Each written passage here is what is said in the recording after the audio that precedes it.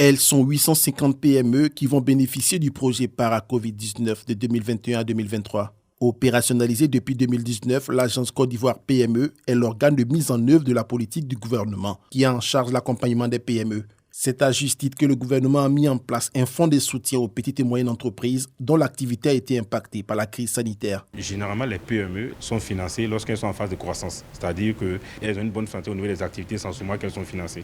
Mais dans un contexte de crise, vous financez des entreprises, pas parce qu'elles sont excellentes dans les activités, mais plus parce qu'elles ont été impactées par un effet exogène. En ce moment-là, le défi pour le gestionnaire de l'entreprise, c'est comment utiliser des ressources dans un contexte qui existe toujours. Donc votre challenge, c'est d'adapter d'abord votre modèle d'affaires. Au cours de cet atelier, les cabinets conseils qui avaient pour mission de définir les indicateurs de réussite de chaque PME ont présenté leurs résultats. Pour ces experts, ce secteur manque de structuration. Avec le projet Para, cet accompagnement est un plus qui leur permet à leur niveau de pouvoir s'organiser, de pouvoir se structurer et surtout les aider dans leur prise de décision.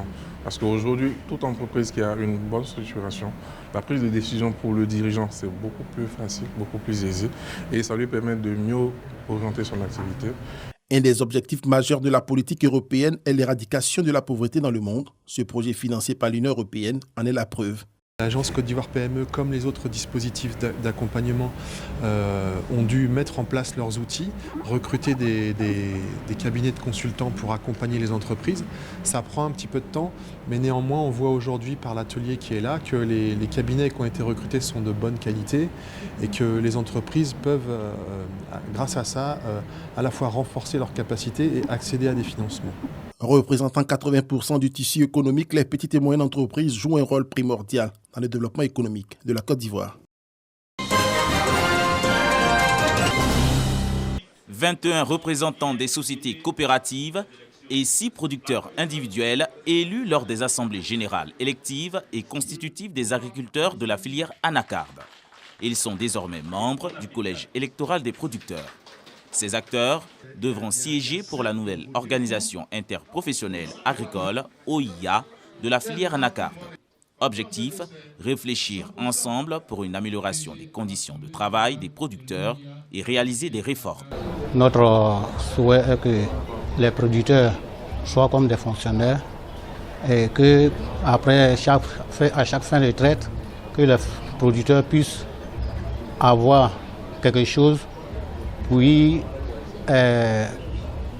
qu'ils puissent prendre la famille en compte. Puisque deux fois, nous avons beaucoup de difficultés.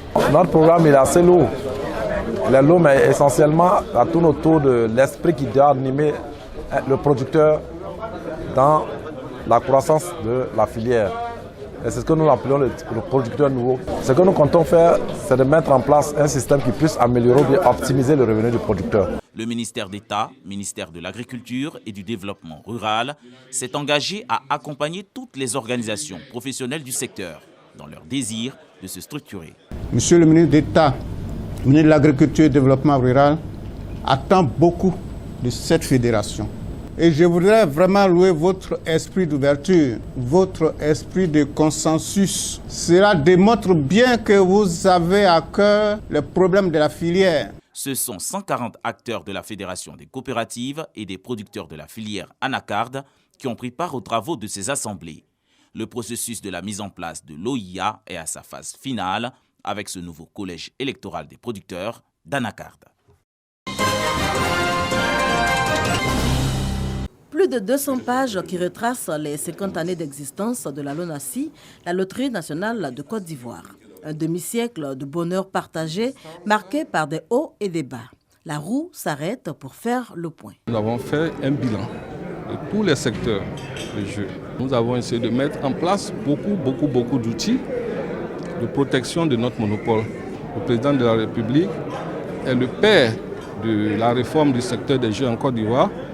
Et parce qu'en plein cinquantenaire, il a eu à prendre des réformes dans le secteur des jeux, ce qui a vraiment positionné la LONASI comme une entreprise très performante. Plusieurs œuvres sociales également à mettre à l'actif de la LONASI, la Loterie nationale de Côte d'Ivoire, à travers sa fondation. Nous sommes partis de 600 millions en 2017 d'œuvres sociales à aujourd'hui plus de 2 milliards d'œuvre sociale que nous réalisons, à travers une fondation aussi que nous avons mis en place en 2019. La LONASI a toujours contribué au développement du secteur social en Côte d'Ivoire. Présentation et dédicace du beau livre, mais avant, conférences, séminaires, décoration du personnel, autant de festivités qui auront gravité autour de la célébration de ce cinquantenaire.